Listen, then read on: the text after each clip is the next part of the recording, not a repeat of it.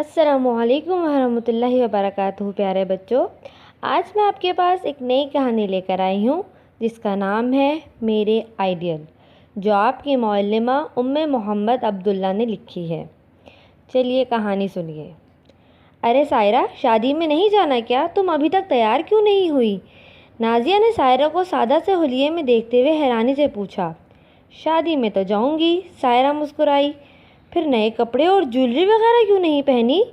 نازیہ، جس نے شادی میں شرکت کے لیے جدید تراش خراش والے نئے کپڑے اور میچنگ جویلری پہن رکھی تھی، نے حیرت سے پوچھا۔ نازیہ میری دوست، میری امی جان نے اس دن مجھے خاتون جنت حضرت فاطمہ رضی اللہ تعالیٰ عنہ کا ایک واقعہ سنایا تھا کہ ایک دفعہ حضرت خدیجہ الکبریٰ رضی اللہ تعالیٰ عنہ کی کسی عزیز کی شادی تھی۔ انہوں نے فاطمہ الزہرا رضی اللہ تعالیٰ عنہ کے لیے عمدہ کپڑے اور زیورات بنوائے۔ جب گھر سے چلنے کا وقت آیا تو سیدہ نے یہ قیمتی کپڑے اور زیور پہننے سے صاف انکار کر دیا اور سادہ حالت ہی میں محفل شادی میں شرکت کی۔ شرم و حیا کا پیکر سیدہ فاطمہ واضح طور پر انعام یافتہ اور کامیاب ترین خاتون محترم ہیں۔ وہی میری آئیڈیل اور رول ماڈل ہیں۔ مجھے تو انہی کے اسوہ پر چلتے ہوئے شرم و حیا کو اپنانا ہے، کیونکہ حیا ایمان کا حصہ ہے۔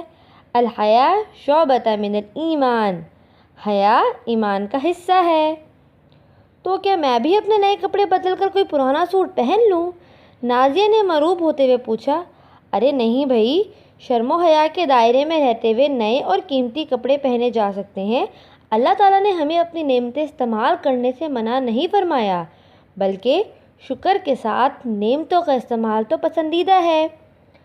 یعنی کبھی سادہ اور عام سی تیاری اور کبھی نئے اور قیمتی کپڑے بھی، لیکن ہر دونوں صورتوں میں شرم و حیا کا خیال رکھتے ہوئے، نازیہ نے کہا۔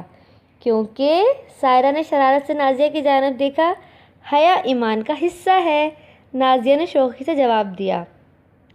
سائرہ مسکرائی تو اس کی دوست نازیہ نے اپنے کھلے ہوئے بالوں میں کلپ لگا کر دوپٹے سے سر ڈھانپتے ہوئے اسے پرخیال انداز میں دیکھا اور بولی، ہاں جی، ایمان اور حیا کی حفاظت کرتے ہوئے اکٹھے جائیں گے جنت میں انشاءاللہ۔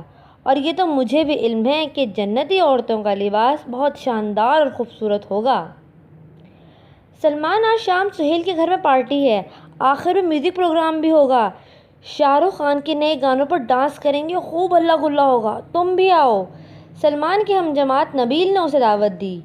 نہیں بھائی، مجھے شاہ رخ خان اور اس کے نئے گانوں اور ڈانس سے کوئی دلچسپی نہیں۔ شاہ رخ کے بارے میں تو ہم کچھ نہیں کہہ سکتے، لیکن میرے آئیڈیل حضرت عثمان رضی اللہ تعالیٰ عنہ بن عفان دنیا کے کامیاب اور انعام یافتہ انسان ہیں۔ یہ انتہائی دولت مند صحابی عشرہ مبشرہ میں شامل ہیں۔ جانتے ہو، حضرت عثمان رضی اللہ تعالیٰ عنہ شرم و حیا کے پیکر تھے، فرشتے بھی ان سے حیا فرماتے تھے۔